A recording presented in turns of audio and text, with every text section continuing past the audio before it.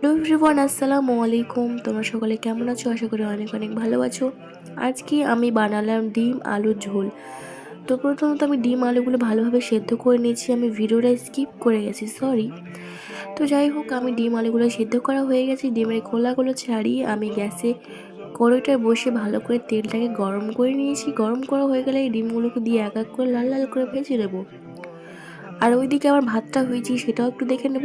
ব্যাস, আমার ডিমগুলো ভাজা হয়ে গেছে, আমি এক এক করে তুলে নেব। ব্যাস, ওই তেলে আমি কিছু পেঁয়াজ কুচি, একটা মাত্র তেজপাতা এবং 3টে শুকনো লঙ্কা আমি দিয়ে দিয়েছি। শুকনো লঙ্কাটা দেওয়ার কারণ হলো স্মেলটা সুন্দর হবে। আমি এখানে জিরা গুঁড়োও দিয়ে দিয়েছি।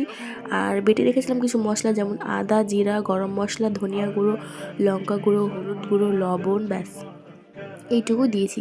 মশলাগুলোকে দিয়ে ভালো করে কষা হয়ে গেলে অল্প পরিমাণ জল দিয়ে একটু কষিয়ে ডিম ডিমের মানে ডিম আলুটা দিয়ে ভালো করে নাড়াচাড়া করলে কষিয়ে বাস একটু ফুটিয়ে নেবে। ব্যাস, খুবই সুন্দর।